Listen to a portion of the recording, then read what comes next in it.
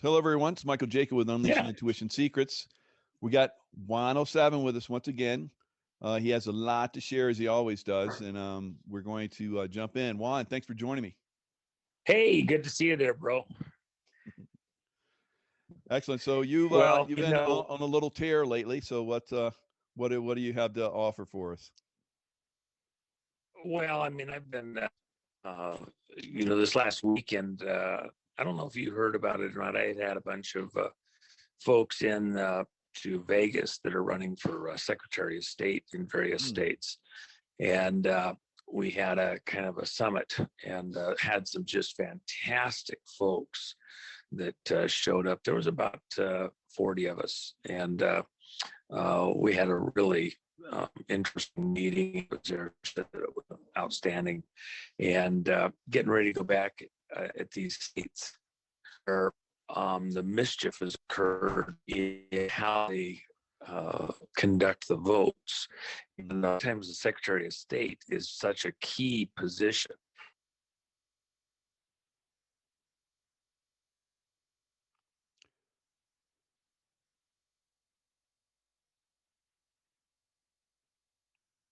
It's like we're getting a little interference there. It's kind of in and out. So looks like he's trying to come back in. There we go.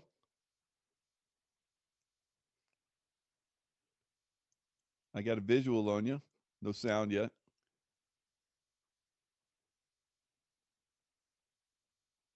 I haven't touched the thing yet. Let me see if I can come up with a different internet connection here for you, Michael. Okay. If that's an issue, because it popped out, and so I'll call you right back.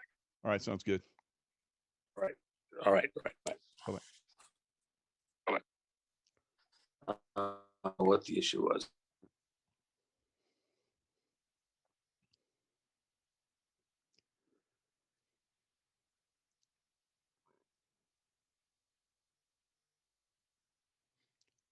So sometimes when you come into a new place, you got to get the internet just right. So you just popped into a new place, it's traveling. So tries to set up really quick, and sometimes it doesn't always come through good.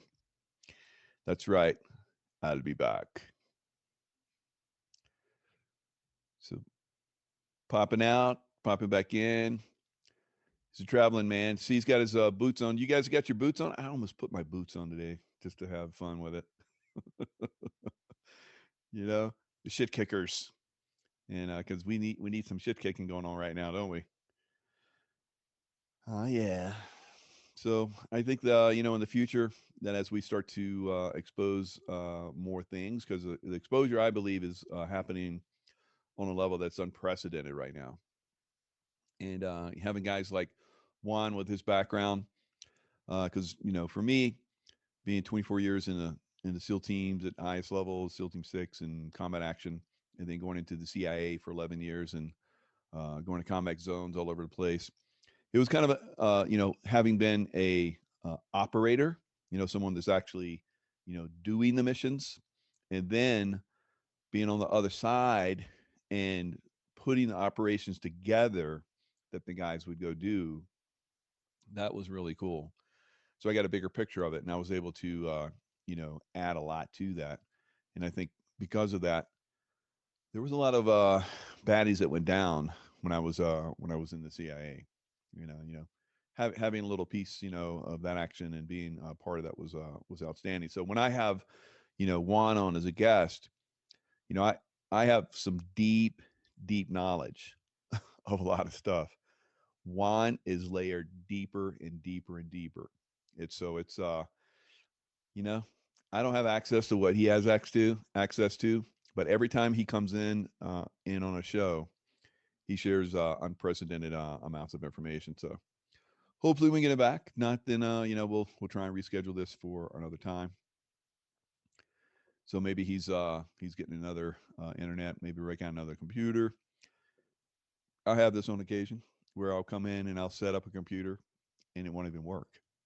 I always have a backup. So that's one of the things that, as an operator, you always had a backup to a backup. And there were sometimes we'd have like 3. It was like insane.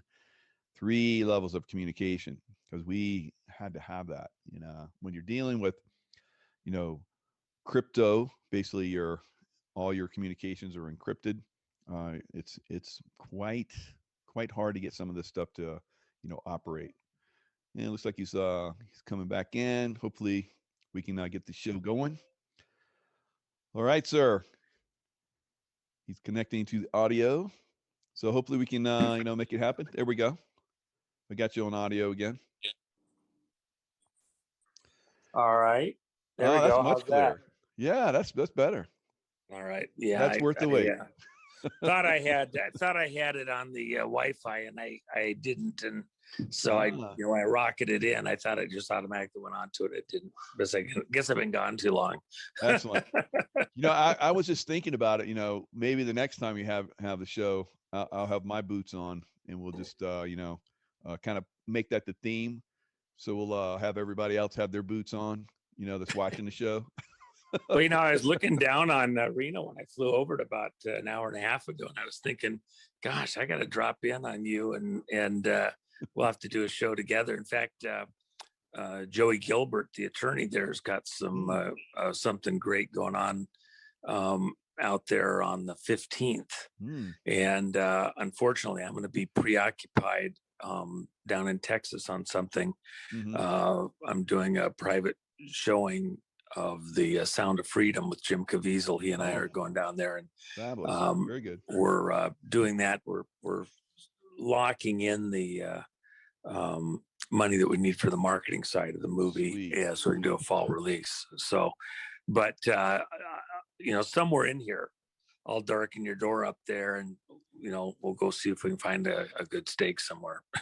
Oh yeah, that sounds great. Yeah, you treated me in Vegas, so that was one of the best steaks I've ever had. So good. It'll be my treat. Well, I'm sure they got good stuff up there too. I'll bet you can find something if I get you out. Reno's got some good places. Yeah, absolutely. Yeah, and that's RobertDavidsteel is going to be there in Nevada on the 15th too. I'm looking at hooking up with him and doing something there, and then maybe actually traveling with him a little bit. So that'll be fun. The Unrigged tour. Well, and Robert and I were just talking a little bit ago, and what he's doing is a very important thing, and I'm going to be supporting that. I feel it's very important for people to meet folks like you firsthand, the sheriffs that are traveling with them, some of the other people that are running for office and currently in office, and those you can't really appreciate just how important those in-person conversations are with folks, and kind of get a feel for how they say things. It's not just what people say, even little things in how they say it help you kind of get a better feel for where they're at, what needs to be done, how to do it best. There's some people that they just want to come off the rails, and you just can't get to real workable solutions, and because they're ranting, but the ranting isn't resolving itself down to, okay, and here's exactly what we're going to do, and how we're going to do it. And so the other side wins just because we can't get traction. You hit the gas, full throttle, never get out of the freaking mud bog. So you gotta, find ways, how you can actually get traction, get out of this whole wrench. Just like the meetings I had this last weekend with all the folks running for Secretary of State around the country, and then working as a group. One of the key things there is you're going to have to go to paper ballots. We cannot do this again. We've been fighting this electronic thing for 2.5 decades, and it's just bullshit. The fact of the matter is that they're spending so much money and so much time trying to resolve what actually happened, hidden inside all this software and the machines and everything else. The machines were designed to cook the vote. Oh, yeah. That's why the intelligence agencies were on them in the beginning, so they could steal the vote and put in leaders they wanted in these other countries, like these people had a free vote. And people think, well, we're just going to fix the machine. You can't fix the stupid machine. Yeah, it's already fixed. It's rigged. Yeah. You have to unrig that. That's right. Yeah. The only way to unrig the thing, look, it's 65 floors from the top of the Trump in Vegas. I'm willing to go over there. They're doing a construction site next door. We can launch those Dominion voting machines off the roof. Did you ever do those water balloons when you're a kid to take the surgical stuff, and you take grandma's strainer, and you put the water balloon in there, and you hook it onto the surgery, and you can launch those fucking balloons. I mean, that's what we need to do with those Dominion machines. Yeah, absolutely. that's Yeah, right. they're good for that. That's the get only video. thing they're good for. Because they got that construction site right there. Yeah. I could hit. It could be so much fun. We could have a blast with those stupid things, because that's all they are, as boat anchors around our life. And so we need to go. We need to go deal with them accordingly. And agreed. After we've tried to figure out what they did inside of them. One of the things, a certain operating system was found inside also, of the Dominion machines. One of the things is they open the machine up, and then you look at the board, and of course it's all considered to be proprietary. And so we're supposed to have a free vote with hidden mechanisms and certain ways that they do it that we can't actually see, because it's proprietary to the people that own the Dominion machine. So then you can't actually see what's going on. You pop it open, you look at it, and you go, well, what the hell's that? Oh yeah, that's a Bluetooth. Well, they're not supposed to be hooked up to the internet. No, I don't. That's probably for other applications. It's on the board, but we don't actually use that in this machine. It's just there because we get the boards cheaper when they have that on there. Do not look at the man. Do not look at the chip behind the green curtain. Exactly. In Arizona right now, they can't come up with the routers or the passcodes, for those Dominion machines. So there's definitely some silliness going on there. Well, of course, Biden people are being lobbied to come in and bring the feds in and shut the whole thing down, because it's, somehow it's wrong to try to figure out what happened with the vote and what's going on. And of course, we know what actually happened. It's just about continuing the cover up. And, these people that are acting like we're somehow doing something wrong, revisiting what happened in that vote. Okay, so let's just think about this for a second, Michael.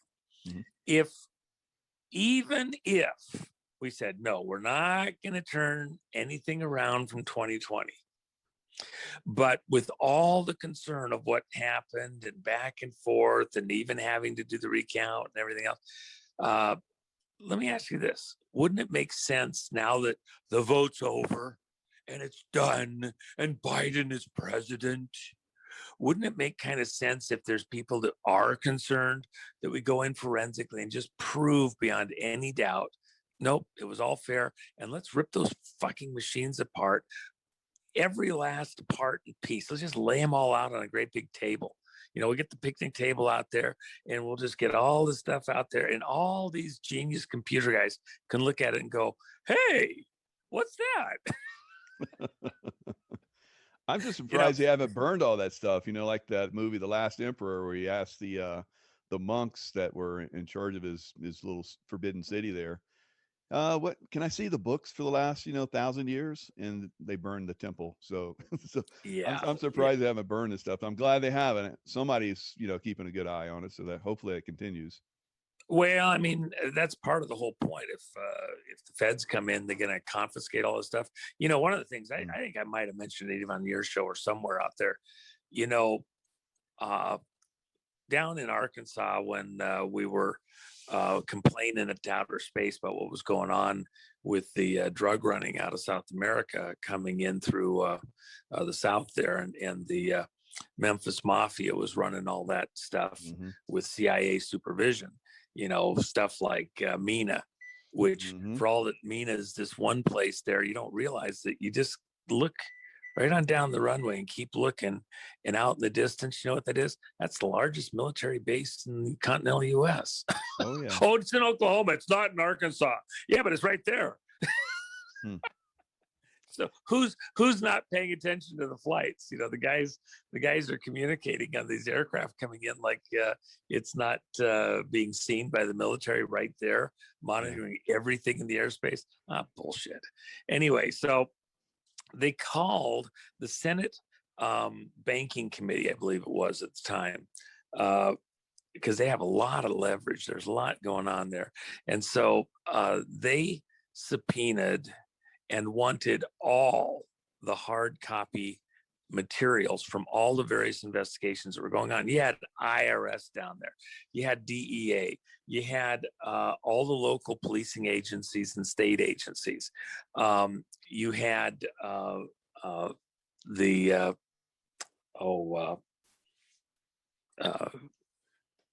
guns and everybody else people, alcohol, tobacco, and firearms people. Right. You had ATF, multiple agencies, ATF, that had all sorts of data on what was going on the drug and money and everything else coming through Arkansas. And by the way, anybody that thinks that was just a bunch of riffraff, do you know where the largest brokerage firm in the world outside of New York was located? Little Rock, Arkansas. It's not Germany. It's not city of London. It's not Tokyo.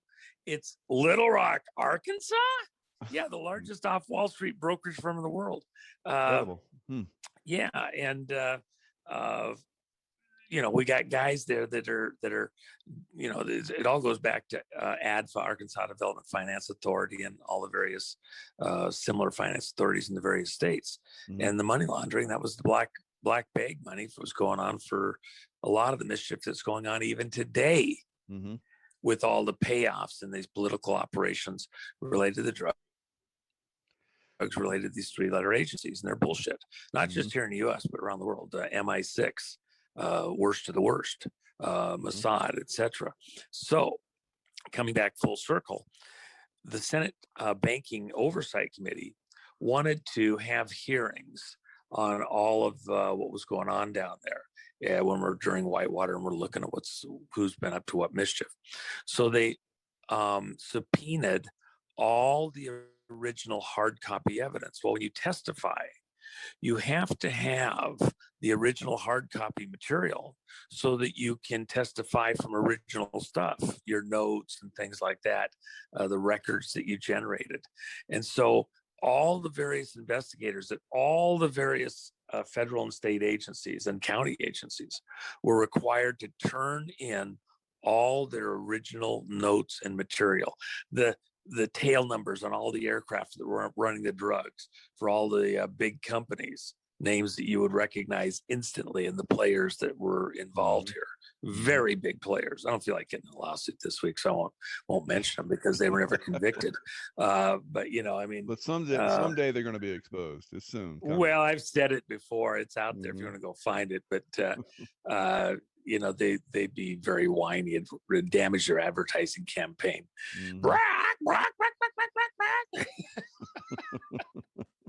It's easy to be a bazillionaire when you get loans of money and you don't have to pay interest on it and you don't have to pay tax on it. When you get a loan, crazy, you don't pay taxes on the loan. So these corporations are bringing in their laundered drug money. They're buying bonds for these development bonds for state of Arkansas, and they're loaning the money in for, they're buying the bonds from out of the country with their drug money from all these island locations. And then the governors of these states loan them back their money. But now it's laundered, it's clean, it's clear, and it's a development bond. And so you can go build all the franken whatever hooches you want to grow whatever you want to grow. You can build airports and airplanes and fly stuff in from the other side of the world, have it cost 5 times what it would cost for anybody else. Doesn't matter because you aren't paying for all that. And by the way, when you get a loan and then you never pay it back, you don't pay interest on a loan. You pay interest on your profits. So they're getting all this money and they never pay any of it back. ADFA wasn't getting any money back. Neither was Nebraska, Kentucky, all these other kind of states. Their development finance loans were never getting paid back. It was just free cash. You and I Mhm. can't get by like that, but they can. You know, it's not a fair. Well, how are these corporations getting all this money to do all this shit? Well, what do you think they're doing? They're getting it for free. And Yeah. there's a collusion. It's not the government doing it, but there's people colluding inside the government that are Mhm. looking the other way. So And all the some of these hard, corporations, as you and I know very very well, are just fronts. They don't even care if they make money up oh, front because they're just laundering money and other things through totally them. fronts, totally fronts. I Mhm. mean, well, all the big ones that we even talk about all the time. You know, Zuckerberg didn't invent Facebook. You know, go sue me, fucking Zuckerberg. You Exactly. kidding me? Oh Yeah, yeah. let's have that Absolutely. conversation. Let's have that Mhm. discovery. Okay. You know, so so anyway, they get all the hard copy from all the various investigative agencies and they ship it all over there to Oklahoma City. It's Mm. all sitting there. It's the federal facility there at the Murrah building, Mm. and it's waiting to be shipped to Washington, D.C., but they get it in one place. Well, it wasn't in one place in Arkansas. You couldn't find a place in Arkansas. Just put on the plane, fly it to D.C. No, we got to put it over there next door in Oklahoma. It's right over there, just across the border, just like the military base. And then they turn around, and while it's sitting there waiting to be shipped by whatever means necessary up to Washington, D.C. for the hearings that are going to happen, kaboom! What happened to all the evidence? Oh, yeah. What horrible timing. That's so sad. It's amazing. So all the evidence goes What up a in smoke. coincidence, right? Yeah. Mm. And now all the guys can't testify and all that. So anyway, that's the kind of mischief that happens out over time. Now I will tell you this: right now, even today, amazingly, a lot of stuff has been collected, and it didn't get blown up when they wanted it to. Oh yeah. It's a miracle. And There's some and people out there that might mhm. think everything's all over, and you think about these voting machines and it's all digital and everything else. One thing about stealing the vote digitally is that when you're transferring the data all over Kingdom Come, all over the planet, there's good guys that track that stuff and bad guys, but sometimes the good guys are watching when the bad guys do all the transferring, and we have really good data that we get on exactly who is involved. And then you have actual real guys sometimes that are in the right place to observe it Mhm. and be part of it even, Right. and be able to testify firsthand, as well as Mhm. the digital forensic data. Now And then that human intelligence that you're talking about is very, very valuable. It's even more valuable, I think, than the actual like video evidence and so forth. Because I and you can have a lot of information inside us that we don't share anywhere else. But when it's time, it comes oh out. So, yeah, there's some people about to have a very bad day. mhm. So you look at that whole situation down there in Arizona, and they want to come in there and they want to take all the stuff, and some feds show up and some Biden people show up, and they're going to stop this whole thing in its tracks. Now, the one thing that's happening, by the way, so they're talking about having to shut this down in a few days, that it's going to be all over with, but yet they're not getting cooperation on completing some of the stuff. They can't find some critical things. So uh, what the deal is, they have like some 3-day event or 4-day event there in the Coliseum where it's being counted. Mhm. And so would they continue the counting in another room, consolidate things, or just move them aside and then come back in a few days and restart and keep going with the count? And so there's these questions out there how this is going to go.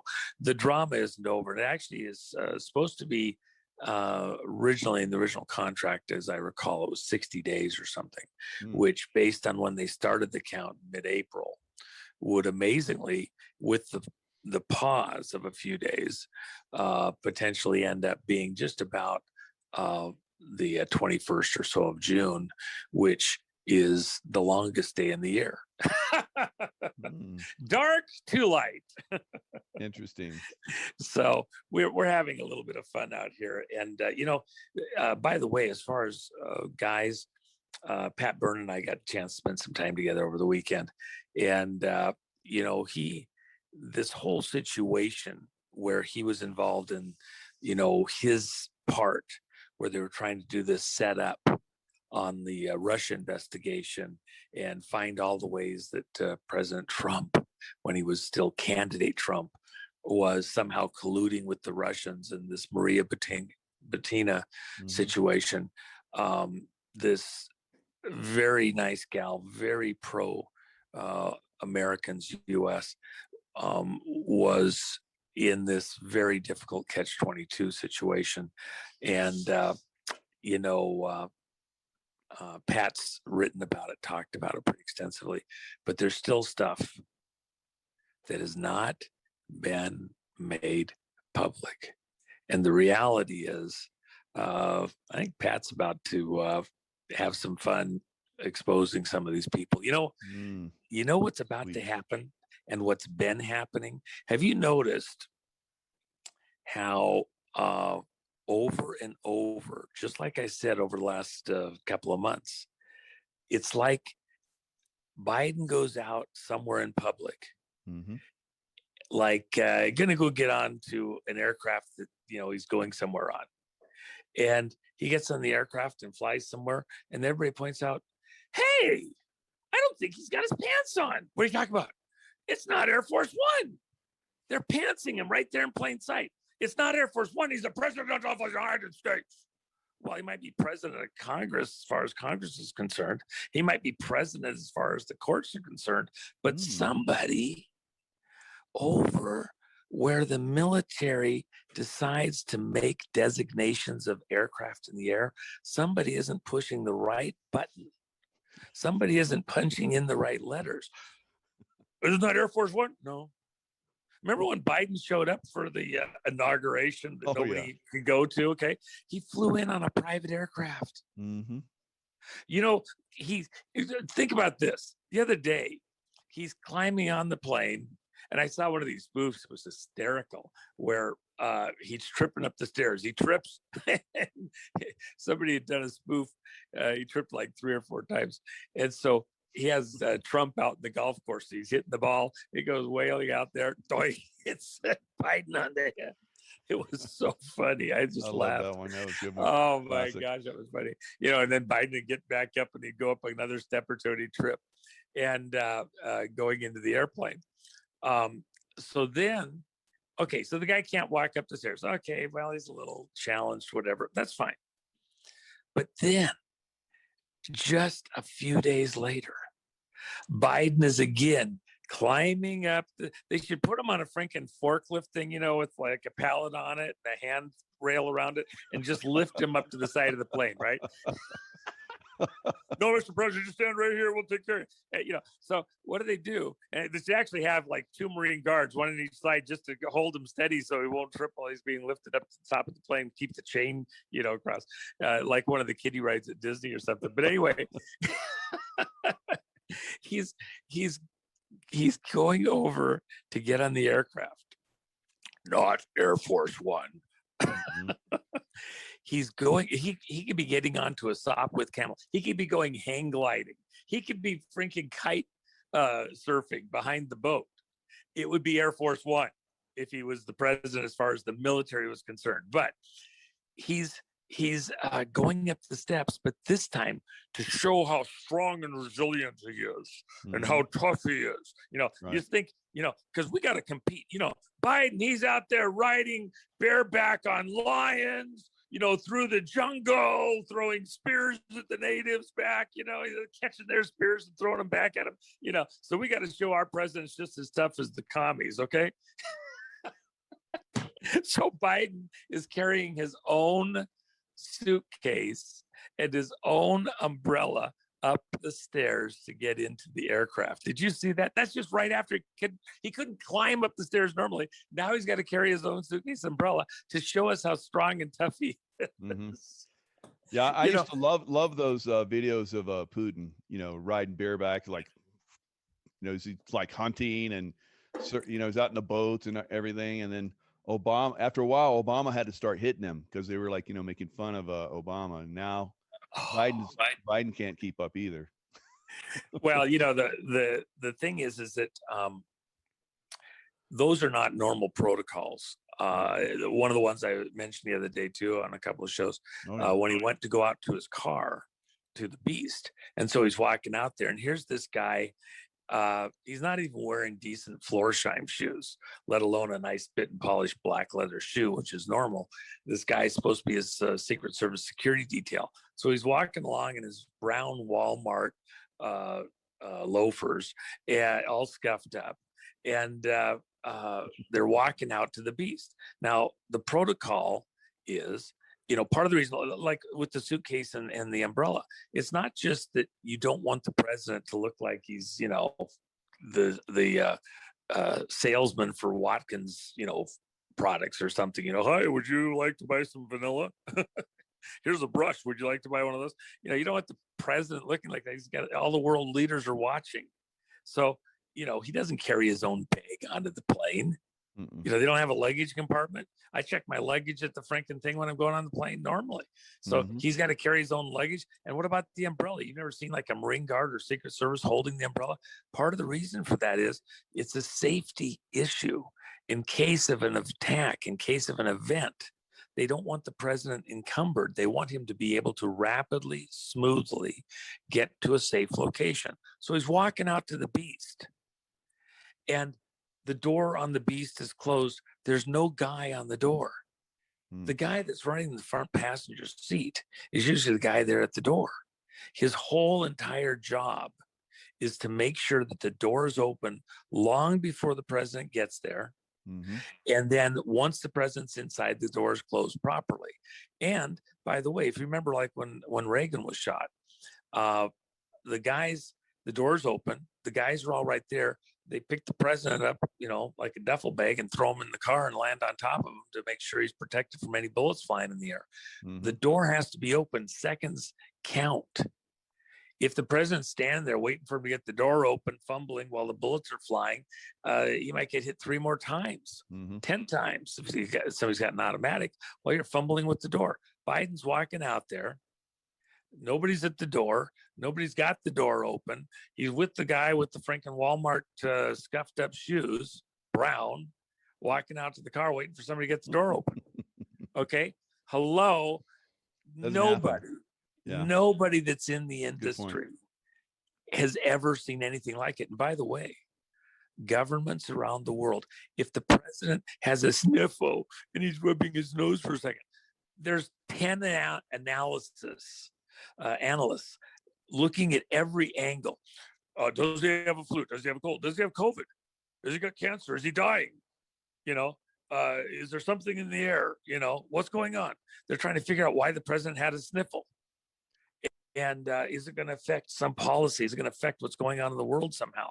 So, when the president is struggling, he's not going upstairs right there. He's carrying his own bags. Nobody's opening the door.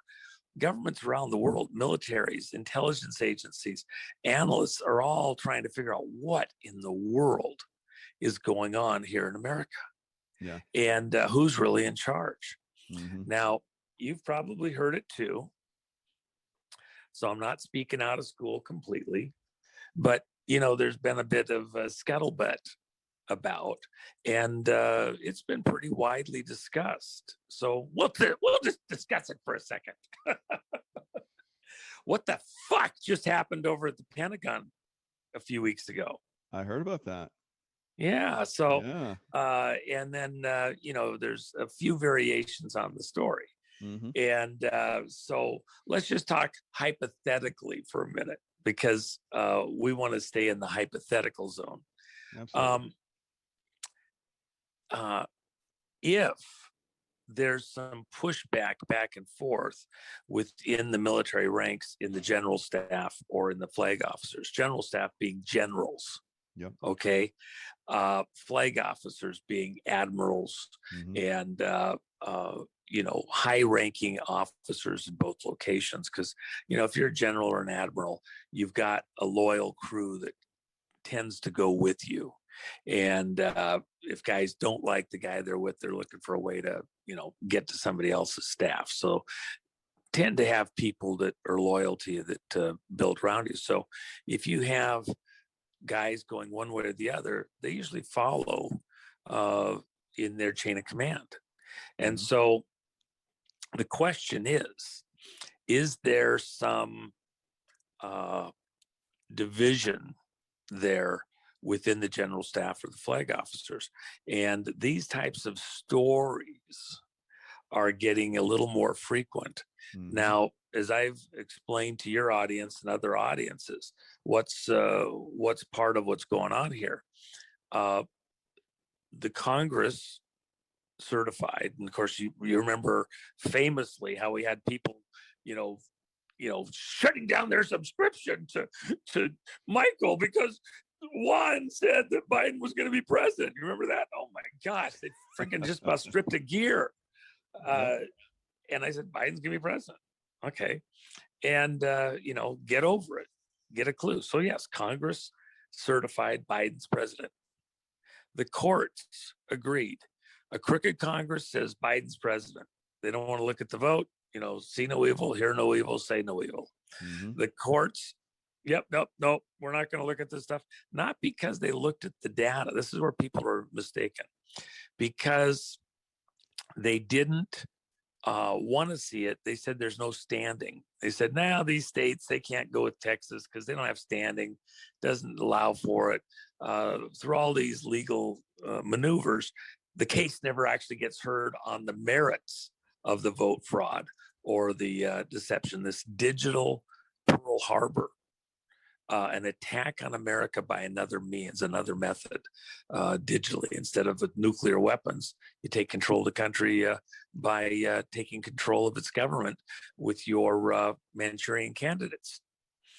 Well, the issue, and I explained it to your audience previously, but think about in this current moment, this current light. Always the military defers to civilian authority, civilian command. And so it's there, to protect the Constitution and the Republic, the Constitution being the contract with the American people, and the Republic being the nation of states, this union of states that makes us strong. And so what happens is that we have a military that is stepping aside, letting all the civilians do their thing, and whoever they've elected, whoever they say this is the person that we want to be president, commander in chief, okay, well, then he's in command.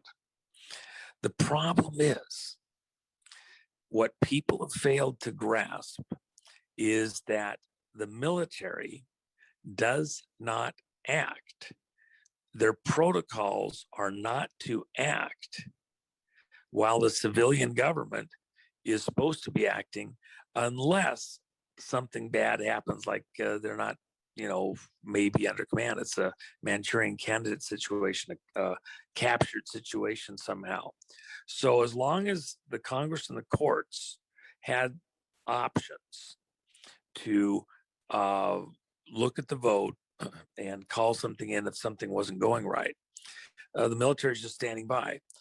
On January 19th of 2021, the Director of National Intelligence presented a report on election interference in the previous election from November 3rd. Only problem was that report was like 33 days old. The report was supposed to be presented on the 18th of December, 45 days after the election, but they didn't do that. They had a little internal scuffle or disagreement, so they didn't present the report on time. Didn't get presented till the day before the presidency is supposed to be handed off to the new elected person, Trump for second term, or in this case, it was going to be Biden.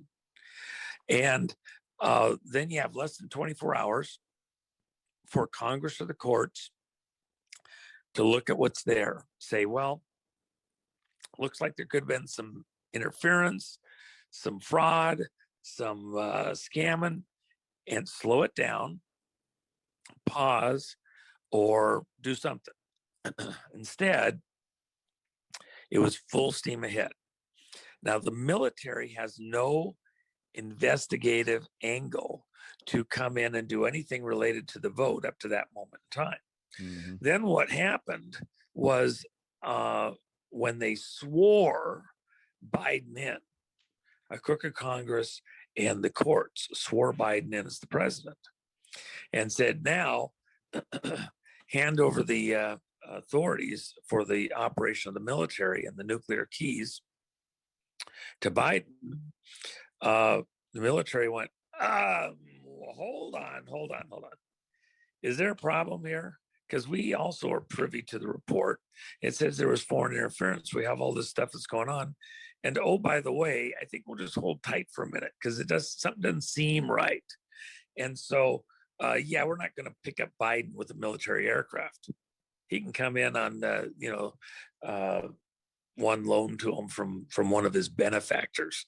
And then when he gets there, they don't hand him the suitcase.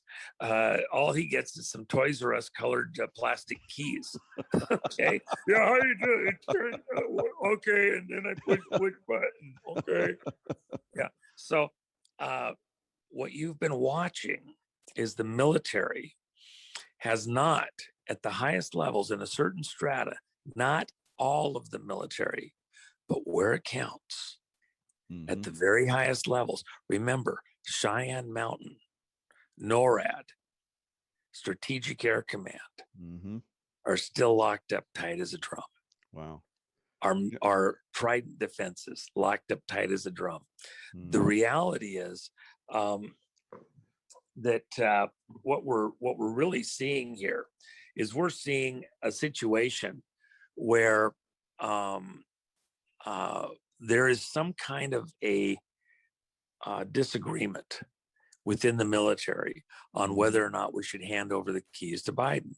Now, the military on January 20th, at the time that Biden was sworn, put his hands on the Franken, whatever it was that he did, because there's some questions of what was actually in there. So when he did that, and the military was required to hand over the keys to the new commander in chief, did that actually occur functionally? I mean, you can have the briefcase there. The briefcase is just a handshake. The briefcase doesn't actually do anything except allow for the generals who are, say somebody's firing missiles in America, sub-launched missiles are on their way in. The satellites detect heat signature that's consistent with aluminized rocket fuel. And now everybody goes red. And we're under attack.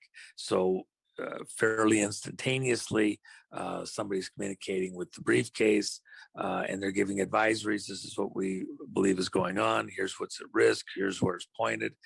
What do you want us to do?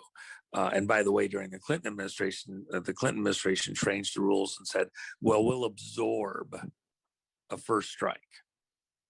And then we'll strike back, believing, that the missiles wouldn't be very accurate. And so, we didn't want to start World War IV, World War III. We already beat the Russians, the commies. We did it war by another means. Hey, you didn't get the memo? Think about what I'm just told you there, Michael. Almost nobody's caught this. The Soviet Union was defeated in a war, and we didn't fire nuclear missiles. The Soviet Union doesn't exist anymore. We fought World War III by another means. We took them out on multiple fronts, the last being on the ruble, and they don't exist anymore. The Russian people survived. A new government was constituted, but we won World War III. So we're in World War IV potentially right now, war by another means. And what is somebody trying to do with us? They've attacked us using methods by another means on multiple fronts. When we took down the Soviet Union, we did it on multiple fronts. One of them was we ran the price of oil down through our various partners so low, their biggest source of revenue was oil, that we collapsed their economy. Right. took all of their funds away. Then we went after them on the religious issues up there in the satellite states, and where they were being, extremely over the top on the way they ran their people on the religious issues, Jews, Catholics, Christians, the whole schmear. What was portrayed as the trade unions, which was also true. There was a big issue there. Like Walesa, and that whole group of people up there in Poland. In fact, I just got to spend time with a doctor who grew up in Poland during that era and now is a pediatrician, just moved down to Florida from New York. Just a great person. We were talking about that whole era and what it was like. And so on the religious thing, the people were undermined from the inside. And there was a few other things that were done, but with the Afghanistan situation and getting them to throw arms and people into a war that could never win, and us supplying stuff surreptitiously that really taxed them again. And then finally, the ruble situation, and nobody counterfeited anybody's rubles. They just happened to have some generals that were greedy and sent rubles outside the country for hard currency such as dollars, marks, yen, bola, etc. And then when there wasn't money to buy rubles anymore, well, we just sent rubles back. It was their rubles. Okay, we didn't do anything wrong. We just sent their rubles back. Kaboom! Masterful. You always provide amazing insights. Oh my so God. The military side is very, very amazing because you said you were coming in and say some stuff. So I can give you my background. I've been looking at the things that have been happening with Mr. Biden, and it doesn't match up like you're saying as far as like there's no Air Force One and all these different things. He doesn't have a protection detail. I have been part of protection details a lot, and I can tell you that's a big red flag that he doesn't have one. So you just spelled it all out masterfully. Thank you. Well, and then I was having my cookie, and it's really good. Oh yeah, good. Glad to talk a little bit so you get that in. I know you like to run. I didn't get to eat today, and I had to have a little bite to eat after. Good. You don't want me to fall over. Get the blood sugar to pass out. Somebody made me a very nice cookie, a keto cookie, by the way. Sweet. So, very good, very good. But think about this, Jaco. You've got a situation where Biden's people, Biden himself, they've got to get control, rein this in somehow. There's ample evidence that a component of the Secret Service and a component of the military have not agreed to and backed Biden as the president of the United States functionally. Now, where people have to think about this, the president of the United States supervises, manages, he's the executive, like the CEO of a corporation, the day-to-day operations of the various government agencies. Internal policing, FBI, Justice Department, the Treasury stuff, the banking, things like that, how the states are administering laws and what federal money is going to go to support which programs and what, we as a nation need to work together and coordinate the states and the senators and everybody else to do whatever to work together to get something done. Okay. And so he's the CEO sitting at the head of the board table trying to figure this stuff out. That's not the same as commander-in-chief. The commander-in-chief is head of the military. Different hat. So you take one hat off and you put the other one off if the country's under attack or whatever. Michael, the country is under a digital attack, war by another means, and have been. The whole event leading up to the 11th re-election. And by the way, just like when we did what we did think of what America's been under attack with. Multiple things. It's a big country. There's a lot going on. You're not going to knock it down with just one little thing. So what else you got cooking? COVID. That's big. It doesn't turn the world on its ear. The economic side as a result of that, and the political side. The chaos, the not knowing what's going on. Let me tell you one other thing. The other day, and you've probably seen it. In fact, I did a T-shirt, put it on my 107 Daily over there for people to get just for fun. And it was Strategic Air Command. They have a communication system. So what happened was in this communication system, one of the guys had one of the devices, supposedly went home with it. It's a classified device, and he sets it on the counter, and his little kid gets the device, and he's punching in random letters and numbers in the device. Okay, so I don't know, it could have been Biden. Okay, random numbers going in and saying, hey, does this launch anything? Stratcom, hello? Anybody over there? Okay, what about this button? I can't find a place to put my keys. It's the Toys R Us key. It's the purple one. Oh, yo, okay, hold on. Which one's yo? You're supposed to get pudding today. Where is it? So everybody in the world, all the other governments in the world, look, the Chinese, the Russians, the Israelis, the Germans, the Brits, the fucking Brits, they're all watching everything that happens. So here, Strategic Air Command, our nuclear forces, over their open line that everybody gets to see, but it's still kind of a coded communication, comes this random group of letters.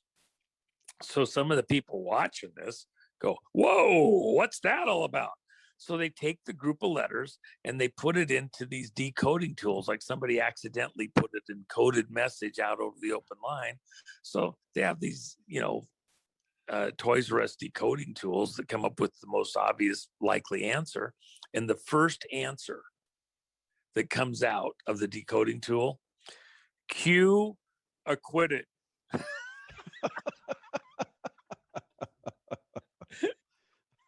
That's the most likely answer. Q acquitted. Okay, half hour later, Stratcom comes out. Oh, excuse me. We accidentally let somebody's kid play with the device, and they punched those numbers. Ignore the man behind the curtain. Ignore what just happened. Nothing relevant. Okay, so now move forward. That got everybody's attention, paying attention to that. Okay, think about what happened next. Just like going up the stairs, and he's tripping up the stairs, and then a few days later, now he's got to carry his suitcase up to show us all how good shape he's in. That little event over at Stratcom got the whole world aware that Stratcom was in the news, and more people are paying attention. So the next thing that comes out a few days later was a advisory, and the advisory says, don't expect a linear response from an enemy who may feel threatened if they believe it's the only way to save as much life as possible and to protect their position. Now, most people read that as though, Ukraine and everybody's pushing on the Russians. The Russians had this huge buildup, bigger than back in 2014. They had this huge buildup over there on the border with Russia. And Putin had, brought everybody in. They're having this huge thing. Supposedly just a training exercise, but it's huge. What people didn't catch was this. It wasn't a warning that the Russians might nuke somebody if they felt threatened. They didn't feel threatened. We weren't doing anything. They're the ones doing stuff. Hello. U.S. forces are not coordinating and cooperating with the NATO forces right now at many levels.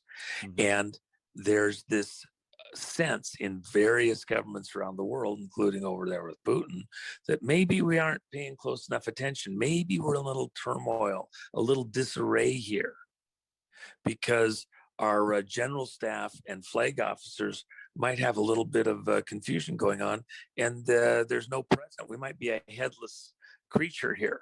We might have been decapitated because our government's divided right now. So maybe this is a good time for a little adventure into the Ukraine. The real warning, we're usually fairly predictable. It may not sound like we're that predictable, but the reality is, we're not going to nuclear war lightly. We don't want to do that sort of thing. And so most people think of America, and we're fairly linear. Linear, it's a smooth road up. It's a smooth, predictable road down. It might go up a little more or a little less, but it's fairly predictable. It's fairly linear. The Stratcom communication was, do not expect a linear response. If you think that our forces are not going to be able to act, that the people that actually have the control to push the button, turn the key, will not act if they're actually for real pushed up against the wall, don't expect a linear response. We will use a tactical nuke, and it talks specifically about tactical nukes. Wow. If needed, if we're pushed. You know what that was? That was somebody getting a message to Putin and everybody else and the Chinese. We got stuff going on all over the place. Oh, yeah. You think you can mess with us right now because we're in a decapitated position and our president isn't actually got control of our military? Don't expect a linear response. You push us, we'll push back, and it won't be what you expect. Who's in control of the nuclear arsenal? What did Nancy want to do shortly after Biden entered the presidency? She said she wanted to pull control of the nuclear command forces under the direct authority of the Congress. Now, why would she want to do that at exactly that time? Is it because Biden wasn't fully in control or couldn't be depended on, or a Harris might not be able to, or Michael, because they were trying to force the military's hand? Oh, yeah. Is that what was really going on? Because people in the upper reaches in the command of the nuclear forces, this upper strata, a very precise, specific strata of the military, commanding the nuclear arsenal and beyond, doesn't just end there, weren't under the control of Biden. And she was trying to come up with a legislative way to capture that control and force the hand of the people in the upper reaches of our military to hand over the keys. She thought she might get somebody that's on the edge to come in and rescue that, and it didn't happen. So that's brilliant the way you put that out. Really. Well, they thought that they could get the American people behind it, like it was somehow going to make us safer to have, a couple hundred Congress people that can't agree whether or not to, if you have a stream going down beside the sidewalk into the drain thing, is that a salmon spawning stream and we should regulate it and restrict fishing in the drainage ditches or something? They can't figure that out. They can't decide whether, they're going to spend, 50 million or 500 billion on transgender studies, for 4-year-olds. And you're going to get them in a time of war, the Chinese or the Russians or somebody else is doing some horrible thing. Well, I don't know if we should nuke them or not. I mean, they nuked Hawaii and LA, but I mean, that's not the whole country. I think it was an accident. And it might just be because they wanted to get some of the, trade lowered between those places or something, or increased. I don't know. They thought they were plowing ground. You can't get Congress to agree to that, and you're going to take the instantaneous control that is this hair trigger. The way the nuclear stuff has worked for a very long time is mutually assured destruction. You push the button and try to nuke us. We push the button and nuke you back. We both end up as losers. It's tic-tac-toe. Nobody wins. So you got this situation where all of a sudden Nancy's the way we're going to fix this is we're going to get even more chaotic and confused, and the other side doesn't see an executive with will that's willing to do what has to be done in a critical moment. Where does that make sense anywhere in the world, especially the way that it's been played for a long time? That's a pretty big decision. You're not going to just turn it over in a few days with Nancy saying, yeah, we've got to take over this. There was other stuff going in the background. Where it counts, at the upper reaches, that upper strata of the military, they have not agreed that Biden was legally elected president of the United States, that they have not agreed that the foreign interference was not enough to change the outcome of the election. And so they did their own analysis, and it didn't start till January 20th, when Biden was sworn, even though Congress and even though the courts said, no, he's president. They weren't so free with their decision making. And fortunately for America, fortunately for the world, because President of the United States controls a lot of stuff, money and everything else. Commander in Chief sends troops and weapons and can push the button in the right situation. The whole world is on the line, holding its breath for what's going to happen next. The military did not agree to go along with the result of this Pearl Harbor, this digital Pearl Harbor in America. And remember, for example, Japan took the Philippines, and MacArthur had to yield and leave the country. And some of the things that happened in the Philippines, I mean, oh my gosh, I had a friend years ago that was, he passed away probably 25 years ago now, but he was there in the Philippines and became a prisoner. Yeah. And it had a was great beyond horrible. Death March, yep. Yeah, it was just beyond comprehension. And yet we had to march back over time, get control, consolidate our position, go back and get the Philippines back. If we lose within the Congress and the courts, we may have lost a lot of ground. Did we lose everything? And I would contend to you that that's the whole point. The military, even portions of the military, may have fallen under some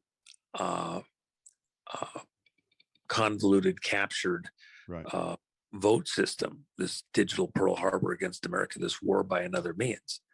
But fortunately, where it counts in the upper strata within our last line of defense, the most critical one, where the officers are sworn, vetted, think in a much different way, they didn't concede.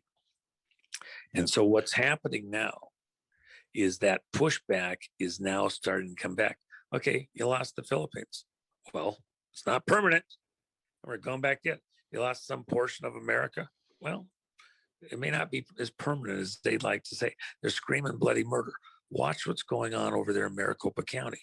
These people want to come in and try to lock it down, close us off from the rest of that data, not provide stuff still. There's now discussions to get a recount, even in Clark County, where it still hasn't been agreed to, but we're not done.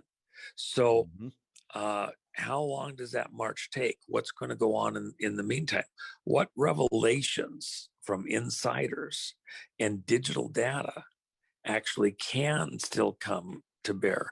What stuff from the guys that were working right there inside that may have put little landmines in there, these guys going to step on? And I just had some of those discussions over the last week. Those guys are about to come out. There's an interesting thing. May 11th, that's 5 times 11, 55. I've said many times, 5 is the number of death to enemies and defense. That's why the Pentagon has 5 sides. It has an occult thing. 5 is the number of grace to God's people and redemption. It's silver, it's the cross, it's redeemed. We're coming up on a 5x5 moment. It'll be interesting to see what happens with some of these revelations. It's not over on a certain day. Let me ask you this. Okay. So a lot of people got all wound up, Michael. Mm-hmm. Let me ask you a question. When a president leaves office, is he still referred to as president, or is he now just another citizen, never referred to as president the rest of his life? He's just, is Trump still president? President for life. President for life. That's right. Mm-hmm. Now Biden has been certified as president by the courts. Congress has agreed to this whole thing.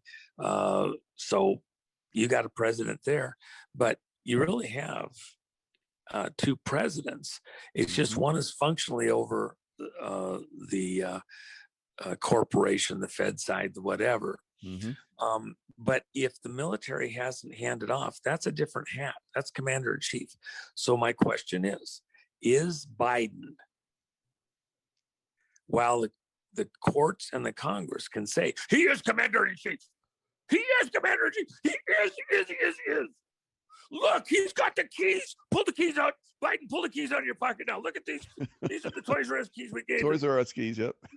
Okay. Yeah, that one, he was chewing on that one. That one doesn't count. He's got big teeth. Usually those are made for like little kids where they gum it to death. Of course, he might be gumming it to death. I don't know. It's a little. Yeah, I think he was putting it in there. He's trying to turn it, and broke the key. But anyway, okay. So, is there some question if Biden is actually being accepted where it counts as commander-in-chief? And so now I come back to April 1st. I did all these bets. So I was with one of my guys who's actually general staff. And, his wife was like, well, I think it's time for you to pay off. And he tells her, he says, actually, I think he might have been right. That was the end of the discussion there. Okay. Yeah, and the reason is... Honestly, I love it. Yeah, the reason is, think about it. I also talked quite extensively for quite some time, a dual presidency. Mm-hmm. Do we have a dual presidency situation where part of the country, part of the government in this divided government moment is saying that Biden's president, and another part of our government in this upper strata is saying Trump won, and he should be referred to respectfully as President Trump, whether you believe it or not. He is President Trump. He is President Trump, but is he still supposed to be the guy that's commander in chief? And at what point, if the military, think about this, if the military didn't agree that the election was pulled off without interference, so then they do their own internal investigation. That started on January 20th. That's the way the Military Code of Justice is written. They do an investigation. They determine what exactly happened. Was there foreign interference? They take the stuff that was accumulated from the Department of Homeland Security, but then they add the extra touch of their own military intelligence that isn't even allowed in those areas, because the Department of Homeland Security does not control the nuclear defenses. They don't have a Department of Homeland nuclear security, okay? And that area where those investigations are done and that data, that last line of defense, that did not come under the scrutiny and get in those reports. And the military goes back and looks at all the other military intelligence that they may have on a situation like this. And at the end of it, if they concluded that there was foreign interference and it was sufficient to change the outcome of the election, and that there's a treasonous, traitorous component of those offices that certified and validated the vote over at Congress and the courts, then the military doesn't just stand neutral endlessly. The way that the Military Code of Justice is written, they're required to first secure the Constitution, the contract with the American people, and the Republic, the security of the states. Then, as quickly as safely, reasonably possible, they restore lawful civilian authority to the position of commander-in-chief, commander in charge of all military forces. Now think about that. That's not the same as calling him president. It's just for the sake of running the military machine to recapture ground that was stolen from us, to protect the Constitution and Republic, that they recognize a commander-in-chief of military forces. They don't put that person in the presidency. They just they're strictly, solely who's running the military. And we don't do it as a banana republic. We don't run our country with generals. We're not a South American operation. If we don't like the way things go, a bunch of generals take over and they run the country. Or some one general comes in and becomes the guy that runs the country. The Military Code of Justice says that they have to pick that person that's the representative constitutionally of the military forces. So in this situation, think about this, Michael. If you have forensic data that shows in this digital Pearl Harbor that another government or group of governments or businesses or some James Bond Zonian mastermind had cooked the election and stolen it and put somebody else in there as a Manchurian candidate. Could be a clone, could be, it could be computer generated at this point in time. We have, TV screen stuff that can generate images. You wouldn't know if you're seeing the real thing or not. Okay. At some advanced time, now or some point in the future, you might not even see anything that's real anywhere. Because you trust what's on the TV, so they generate any image they want, show it to you. You wouldn't know if it's actually Biden or, just a computer generated model. So if the military doesn't believe that whoever's at the suitcase, whoever's at the other end is real or is the correct, true elected representative of the American people, and if they think that they can come up forensically with the correct data that proves who is the elected person that the American people voted, then they would turn around and recognize that. Might have taken some time, but that's what they would do. That's what the Code of Justice says. But they don't just run it. They find that person. If they couldn't unscramble the egg, then they would turn around maybe and have to supervise a revote. It might be just in those places where the vote was most severely screwed up, maybe those 5 or 6 states where they did this huge vote fraud on the ballots and all that, if that was the case in the digital vote. But that would be kind of difficult. You'd probably have to do the whole country. But if you know what the outcome of the vote actually was before it was cooked, before the data was sent up through the satellite systems, downloaded, changed, and sent back through, downloaded back here on the vote machines and turned around. If you knew what it was before it was cooked, why would you do a revote? If you've got the forensic data and you've got the eyewitnesses, the people who were hands-on, no, it would be another crime to then force the country to go through a revote. Remember, while all this is going on, remember what happened in the Soviet Union that doesn't exist anymore because we killed it, shot it deader than a doornail? When they were in disarray, when their economy was toast, when the ruble was dropping in value, dropped 40% in a matter of months in the black market, when their leaders were getting accosted by their people because they just wanted to freaking feed their families. They were starving to death. Yeah.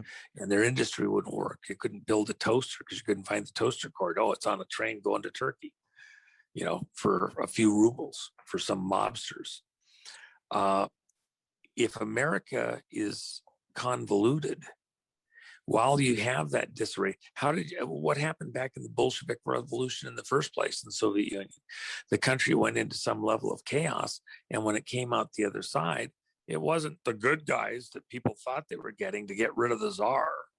It was an even worse crowd that was managing the chaos in the first place. These people that want to come save America from COVID, they want the chaos because they have a plan. The plan is they're going to destroy America because they want to build a global empire, and we're in the way. Mm-hmm. And if you got a leader that doesn't want to buy into this whole global thing, remember, Trump wasn't going along with all that green shit. And he wasn't going along with pulling the oil in from all over the world and keeping all those monsters happy in Saudi Arabia, the way they treat their women and kids.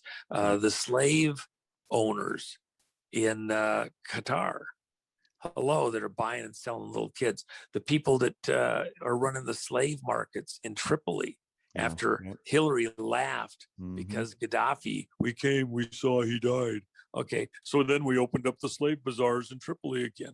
Gaddafi didn't have slave bazaars. Nope. He stopped them. Okay, you can be mad at Gaddafi, but excuse me, no children being sold in downtown Tripoli.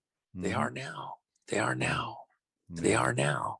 Your government made that happen. So, at this moment in time, Michael, I'm asking you, you've been around people, you've seen this stuff, you've been there, security details, you've seen how things work. Is there enough evidence for you yet that Biden is not being acknowledged readily, consistently to the world, let alone here in the United States, let alone to the American people, let alone, the media and everything else, let alone to the dog catcher, that he is actually functionally commander-in-chief, even if in word and deed even, they're acknowledging him as president. Do you think they're acknowledging him as commander-in-chief? Absolutely not. And outright disrespecting him, in fact. And that's a signal.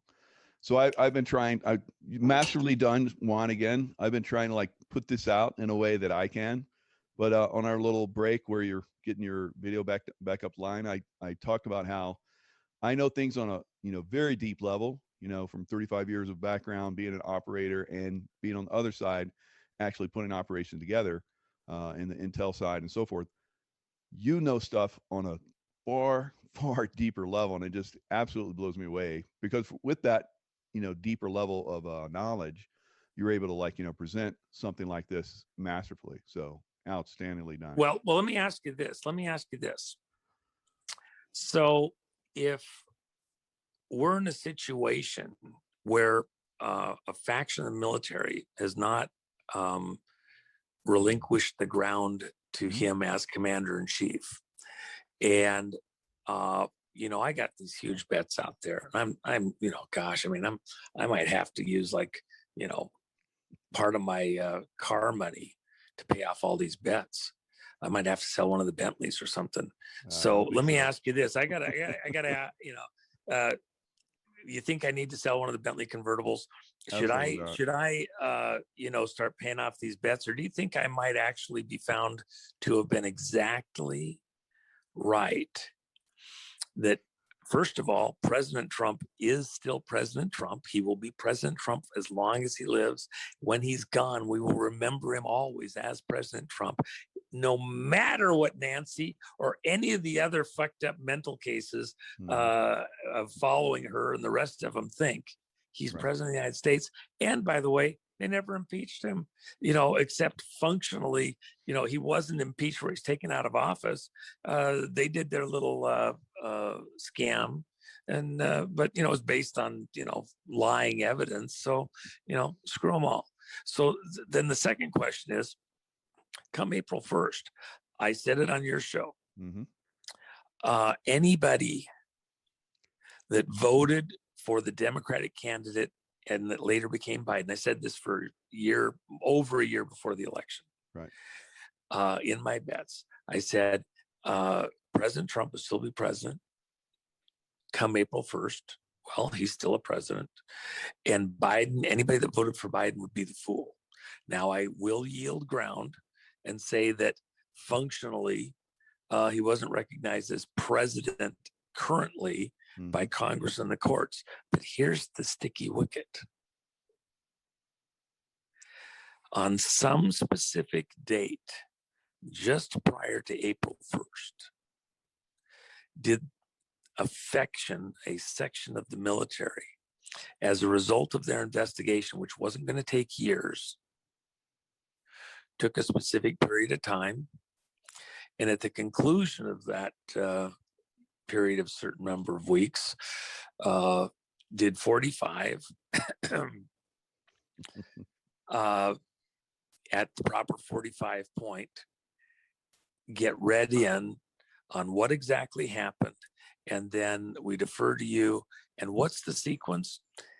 Nothing must be done publicly.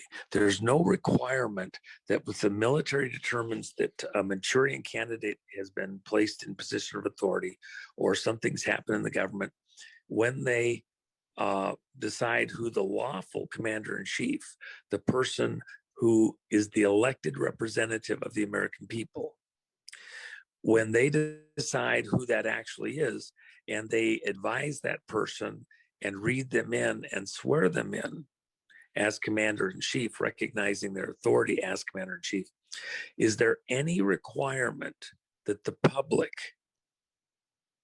be made aware of what's occurred? No. The reason is because there's an ongoing potential threat. Mm-hmm. The reality is the president is recognized as the commander-in-chief. Then he is read in. Here's what we found. Here's what we found happened. Here's the evidence we have right now. Mm-hmm. Here's the evidence of who was involved, the nation states, the individuals, the treasonous traitors, the mechanisms. Then here's what's still in play. Here's where we're still vulnerable. Here's the rest of what we know of what the plans were to complete the takedown of America. And then the military does exactly what it's supposed to do. The generals say, and now, Mr. Commander-in-Chief, the elected representative of the people constitutionally, what do you want us to do next? The Commander-in-Chief directs the next actions. The Commander-in-Chief makes those final decisions. And what would be the objective?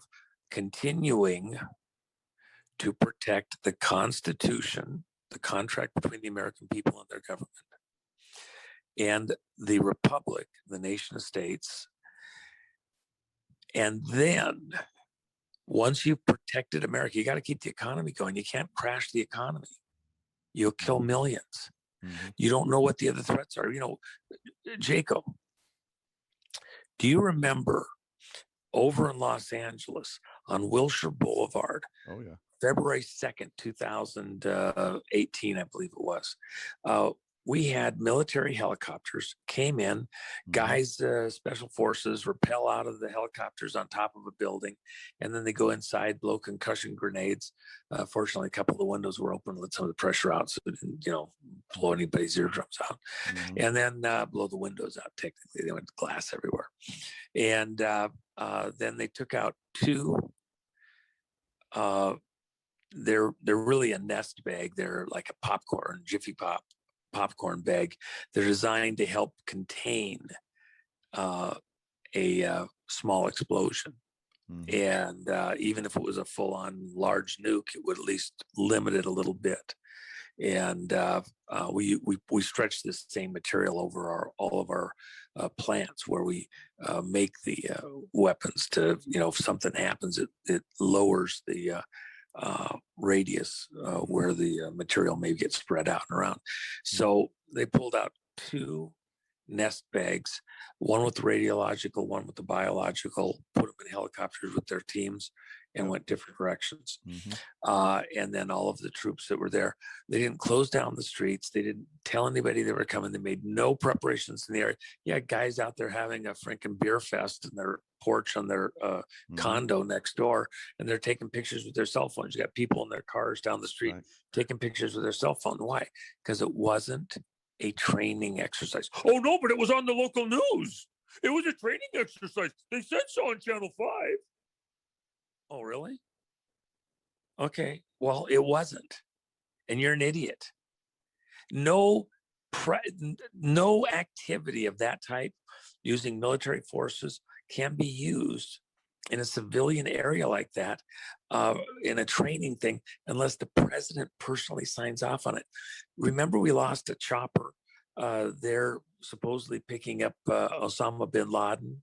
What if one of the choppers had gone awry? There'd been a miscalculation and it craned off and went into one of those buildings full of people on Wilshire Boulevard?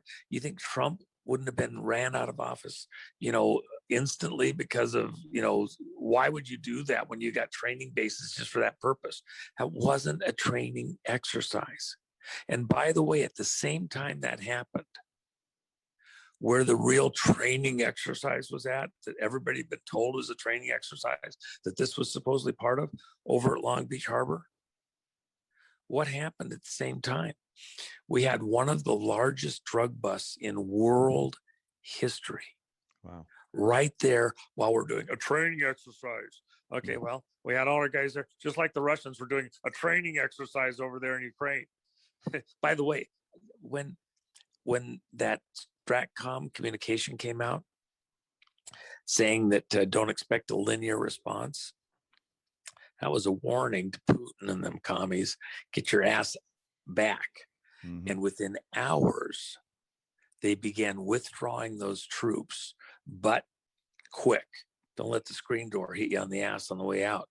They moved those guys back because they got the warning, you're not going to play with us and we're not screwing around.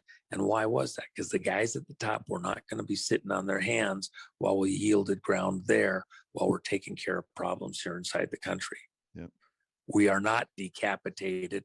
And that was a command level decision to make that warning. If we're not commanding all the forces, because just like you saw and what you heard about, there's a little disagreement in the general staff. Well, where it counts, further up the ladder, maybe there isn't as much disagreement as you think. But over there in Long Beach Harbor, when they were supposedly doing that training exercise, that wasn't a training exercise, that was cover for what they were really going to do. They went out there, did the largest drug bust in U.S. history, one of the largest in U.S. history, one of the largest in world history. And in there, they got enough fentanyl to kill every human being in Mexico, America, and Canada twice. We are under attack on multiple fronts. It's not just the vote fraud. That was just one component of a very broad attack on America. Just like what we did with the Commie Pinko Russians back when we took out the Soviet Union. So it's beautiful when I heard you talk about this before, that mission, because when I saw it, I had trained for that and had done training like that. So when I saw the tier 1 guys, SEAL Team 6 level guys, doing that mission, I was like, that's real. That's the real deal. I don't know what these guys got going on, but that's real. And then I heard later from you, what actually went down. So that's just the kind of level, of reveal that you have. So people that are getting and by the way, think COVID, but right. 2 years sooner. What would have happened had a biological been released there? How would it have been released? There's a bus tunnel that goes underneath Wilshire Boulevard. That's right where the beginning of the bus tunnel is. It services all the hotels down the street for all of the staff that work at those hotels, the people come and go to all their jobs in those buildings there. So if you released a biological weapon and infected people going to work along there. They'd gone into all those hotels, maybe have 2, 3, 5, 10 days. Mm-hmm. And all those people go get on airplanes that are staying at those hotels. I think there's 6 of them down the street there. Mm-hmm. And they go back, whatever country they're coming from, because there's a lot of international travel on that specific group there. And then on top of that, after you've got everybody infected, well, what's going to happen? All of your people are going to show up that are looking to see if, there's some kind of infection, CDC stuff, okay, Mm-hmm. to see what's going on. What's one of the risks you have when you go in where there's been a terrorist act or a bomber? The second one. They get all of your rescue people in there, you get all your blast stuff, them. And then they blow the real one up. That's the big one. Cover all the evidence. Okay? Absolutely. And they take all your first tier personnel out. Mm-hmm. So the long and short of it is, you're looking for a biological. What happens next? They were scheduled to demolish that building 2 weeks after the guys landed there and took whatever out of there. It might have been ready to go a day or 2 or 5 later. Maybe it wasn't going the next day. And then as soon as that biologicals out there, they're tearing down the building. All the trucks were going to show up and run right through the middle of town with all the concrete dust and debris and everything, taking it out to the landfill, driving right through the middle of LA. And what was going to be in there? Radiological. And by the way, what happens now? You thought you were only here for a biological. Now you got a radiological. Jeez. And it's covering the whole thing. You could have even detonated small something and spread it all over the area. Now nobody's coming in to look for it, because have you seen how hard it is to work in a hot zone with the suits and everything you have to do? And you're trying to do some forensic thing and figure out who was behind this. Yeah. Okay. And by the way, when that all happened, first of all, it was the Guatemalan Cultural Center. But also, that was the same week that El Chapo was convicted out of Mexico there. And then also the, what's his name? Altieri, whatever his name was, from an ex-IBM, Keith Rainieri. And the deal with him was you had all of this political connection to the Salinas family down in Mexico. And the child trafficking, the young girls and all that related to ex-IBM and the older women, the Hollywood stars, all of that were part of that whole Hollywood component. And then you had El Chapo, which, by the way, the drugs coming up through Mexico and that whole crowd, who was facilitating that? Who's bringing in the guns and even the vehicles? Those are all out of China. China's using the drug cartels out of Mexico like a foreign legion against America. And so El Chapo, he's rolling over and stuff. Where do you think they got the information about what was coming in and how with those ships? And then at the exact same time, the stuff at the Guatemalan Cultural Center. So at the end of the day, they thought they got away with something. Hey, let me ask you this. If they didn't get away with it there, maybe we had people that were talking. And how long did it go? Maybe even though we had to play the game to a certain point just to find out the rest of what we might not know, you think it's possible that we still have some human intel people and some computer guys that ride surfboards that know enough to figure out how this stolen vote happened, can bring that evidence out? And by the way, if you think, if the people in your audience thought that these fucking piece of shit assholes who think that the election from 2020 is over and we're on to 2022 and 24, and that's all there is to it, and we're never going back, I'm here to tell you, it ain't over yet, baby. It ain't over yet. See the reveal coming. It's beautiful. Okay, so I got to tell you. Okay, so yesterday, I let out for sale second edition of my book, The Kid by the Side of the Road. The first edition was the Victory edition. And, well, Trump didn't win. He didn't? Well, we'll see how that goes. So let me just pop this over here. We got that right there.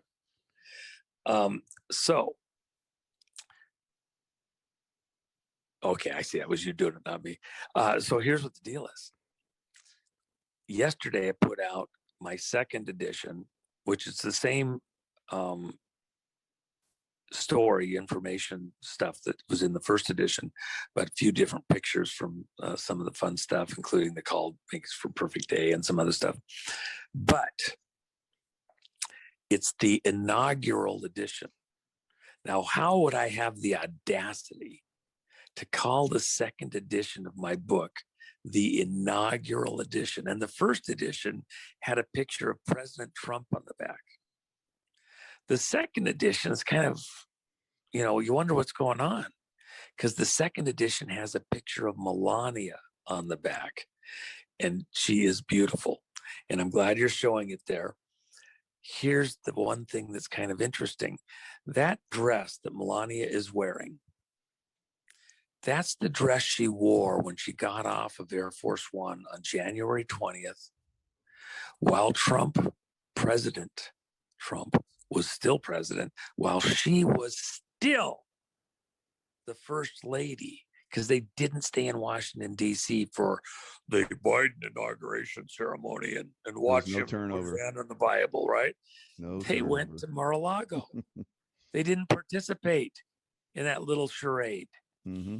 And she wore this dress. Now, when ships are at sea and they need to communicate, going back to days before they even had wire, and wireless communication, things like that. Ships at sea, they use flags to send messages back and forth between the ships, and the flags individually and the combination of flags will tell the other crew, the other ship, what they wanted to know and communicate it back up the line to the fleet commander. So Melania has been the flagpole, if you will, in these communications, and so almost invariably whatever she wears is a message for that moment in history to everybody that's watching. So here we are on this incredible day. Think of the magnitude of the moment. It's Trump's last day in office, and he's not president anymore. Well, some people's opinion. So when she's making a statement, flying the flag, telling you everything, Michael, you've got the book. I signed one for you. And if you look, every single page in the book, in the lower right-hand or left-hand corner is the page number. And it's in orange. And above that number, every single page has a cube. And in fact, the last words in the book relate to election 2020 equals mega cubed over corn. E equals M3 square, M3 or squared over C. Einstein had the equation E equals MC squared. This is equals MC cubed. That's the election 2020. And that's what I said in the book. And that was my dream. That was all of this stuff that I talked about. Even the color, when they were doing the book, printing it, and it's out being foiled right now. Everywhere that you see orange around Melania and everywhere that's orange on the book has a beautiful reflective foil applied to it. It's beautiful, spectacular. And those will be done here in just a couple of days, and those books will start going out. And so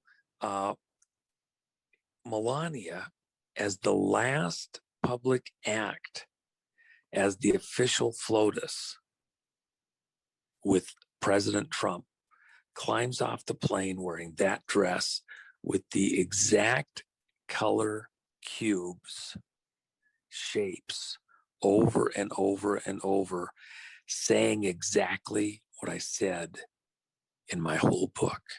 Election 2020 equals mega over corn cubed. And the corn is all these farm products, CIA, FBI.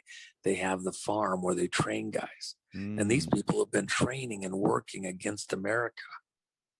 Brennan, Comey, treasonous traitors going over there and working with the Brits, MI6, to overturn our election. Because that's where it all started from. Go back to 2016. What happened with the dossier? Creamer out of McCain's office, Maricopa County. What did they do? They were coordinating their actions to stop Trump, the candidate, from winning the election with this lying, thieving, pissant dossier full of lies, proven to be lies over and over, because it's the fucking Brits, MI5 and MI6 working with treasonous traitors here in America. Exactly. To overturn the will of the people, the contract with the people, the Constitution of the United States, the contract with the American people to have a representative government that has authority over them. But how can it be representative if they steal the vote with lies, when they put documents and players and everything in there that's lying? And now you're not getting a person that's representative of the American people in office. You're getting their scamming group, putting their puppet in play to do their will against America, their way. Not a representative of the American people. That's what's going on here. And so our military is in the middle of another revolutionary war with the fucking Brits. And by the way, just like George Washington had one of his most trusted generals, many said it was his most trusted general, betrayed him and went over to the Brit side. Okay. And so what do we have? Do we have some generals running America that, are we going to have some traitors here? Are we going to find that we had people in office in our government that were sold out to these globalists overseas to run America? President Trump sent a flag signal to the citizens of America.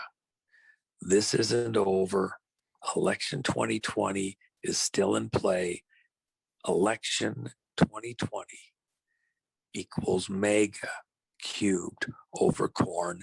And thank God he ran that flag up the mast. Those of us that are watching saw it. This isn't over. Enjoy the show. 5x5. Masterfully done. So, a lot of people have been confused, and I've been trying to help them, see that the military is still in charge and the military is still operational. So this is unprecedented, what you did today. So I think people are going to come back to this and look at this over and over again. Share this far and wide. Now your links that I kind of revealed there. Yeah. I'll have those in the description box and also over on Rumble and BitChute. Well, let me just mention too, the Rumble. That's the best place to go watch the movie, The Called, The Makings for a Perfect Day. If you've got people that haven't seen that, I think it's amazing. Jennifer Mack did this just amazing job on that movie, and people will just never know how hard she worked on that. It was the editing. I don't know anybody else that could have done it. I spoke during it, but the real mastery there was the way she pulled all those pieces together. Yeah. So we all were a debt. And I get people tell me all the time, I've watched it 5, 6, 10 times. I just love listening to music, So she did a great job over there. Yeah, she is so beautiful. Such a sweet and gentle soul too. Very nice. Yeah. And then on the book, we did have some mischief that was played in the first one. We've covered, I think, most all of everybody's got their book. There's still probably several dozen that we're trying to get sorted out. And but I've got first editions that I held back aside, make sure I got every single person got their book. That's why I held off on the second edition until we felt we had it solved. And we have now every order goes out with a tracking code, so we can track it all the way through till it gets right in that person's hands. So I appreciate everybody that fought through that with us, and we got that solved. And they actually had to create a new way of doing it for our particular thing. And so once they had that in place, it was totally locked in. And these will go out very quickly. The first of them will ship in just about 5 days. As soon as they come back from where they're having this foil put on them. And there was people that were making copies on the Xeroxes and sending them out, and so they're originals, and they were all over online, and which is fine. I mean, it's a compliment that they want to do that, but be a little more difficult with these because they're have this on it. And then the next book, we're just working now on the rest of that, and it's all new content. And the next one will be out shortly to replace this one, and that's The Storm. Nice. No, I sat by and had dinner with a guy that works with you on that, and he is amazing. You guys are quite a team together. Oh. Yeah, he's very good. If I didn't have a good editor, man, it would not be the same as what we got. Yeah, me too. Yeah, definitely.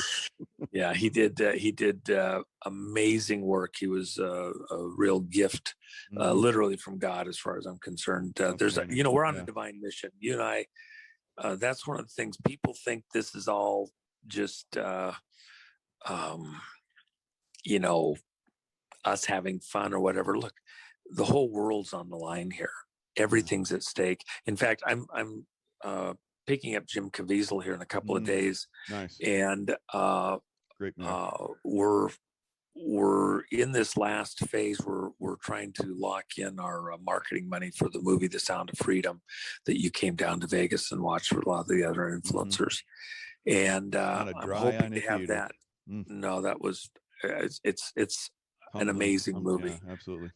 And the reality is, we got a whole world. There's more slavery in the world today than ever before in human history.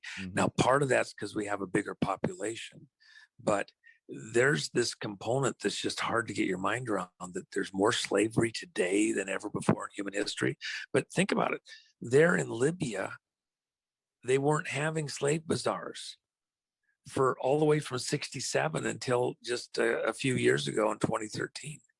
And all of a sudden, as soon as Gaddafi's out, I mean, literally, he's out, and the crowd that comes in, this Muslim Brotherhood crowd, and they got slave bazaars going, and they're stealing kids all over North Africa, shipping them up to Qatar and to other places, kids coming out of Asia, all over South America, and they're being traded like trading cards and worse. And so here in our lifetime, people talk, the first, Revolutionary War with England, that didn't really quite go away. They were in there doing mischief with us all the way up through when we had the Civil War, and it was over, slavery in part. It was really a banking thing primarily, and getting the states and commerce and all that thing with the fucking Brits again, 1812 war and on and on. They've been doing mischief all along, and they're doing it again. Oh, yeah. And so even here we're having a similar issue. We thought we had slavery, taken care of. Well, maybe it was black and white then, although, by the way, the largest slave owner in South Carolina was black coming into the Civil War. I spent time with one of his great grandsons here the other day. He's a great guy, and he's got and he's a Confederate, and actually a very interesting guy, got a great history. It isn't necessarily even a race issue at any level. It's not a black-white thing. There's a lot of whites that were slaves back at the time of Civil War. People want to be in denial of that, not just here in America, but all over the world. But this era now, it's even beyond just human slavery. It's in large measure, it's children. And that's, there's small hearts, small hands praying moment to moment every day, please God, please. Yep. And if you're not touched by that, if you don't hear that, if you can't hear that, if your heart's that hard that you can allow slavery in our generation, especially these small children, and worse, then maybe there isn't a place for you in this world. We cannot tolerate that this goes on in our lifetime, in our world. God gave this world to Adam and his seed, and it's ours. And we are supposed to manage it, to do with it according to, this divine understanding that we have, this divine contract. And when Adam was in the garden, he wasn't there just walking around eating the fruit, whatever's going on. No, he was supposed to tend the garden, to manicure the garden, to grow the garden, to make it, ornament, to give it order. It wasn't just chaotic. He was there as the groundskeeper. And we're still the groundskeeper on this planet ourselves. And in corners of this planet, the horrors are beyond comprehension. And where the most child pornography and trafficking is in the whole world is right here in America. Right in America, yeah. So Jim and I are on a mission. It's a mission from God to get this done in this particular phase that we have in the movie, get it out for fall release, get the second movie in production. The script's nearly done, and it's even more compelling than this one. And get it out there in the general audiences, and then folks like you and some of the other hosts like that have seen it can talk authoritatively, and we get this thing under control. Incredible. So, it's we live in an amazing moment because people for generations, eons, have prayed to be in a time when you could get some of this evil off the planet and, stop it. And we have the means, the mechanisms. We're not at the mercy of these evil people.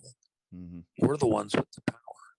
And they can try to cook the vote and cook the way we do things and convince people electronically with all their electronic frauds that they're in control. But the reality is there's more of us by many orders of magnitude than there are of them. Absolutely. Or their brainwashed masses. We're going to go get our country back. We're going to get our country sorted out, our own house in order, and then we're going out and help the rest of the world, not to be the rest of the world's masters, but to be the rest of the world's brothers. We're not our brother's keeper. We're our brother's brother, and we're going to do it. And that's the way it is. And they're not stopping us. That's beautiful. And that's a great way to end it. You always you always, put out some great information. I could talk on and on. I have so many things that I like to go into, but your time, you put out the perfect thing for the military. I love that you come in because I was a former military guy and that's like use my platform. And I love that to really reach military guys. Hopefully those guys, maybe there's few still, I never know. They're still on the fence. They see this and it's a done deal. And everyone else that's still doubting, you should never doubt after seeing this. It's absolutely amazing. Thank you. Hey, bro, I appreciate it tremendously. I appreciate your audience that's becoming. I know I go a little slower sometimes than they want, but I think you have to think about where we're at, what's going on. I'm hoping people slow down and did that. And I thank everybody here for allowing me that luxury. Absolutely. I think it's important. And pray for those little hearts and those little hands that are praying for us to show up, that they'll hang on a little longer, and let's go get them. Let's help them. Absolutely. Thanks a lot, Juan. Thanks, Michael.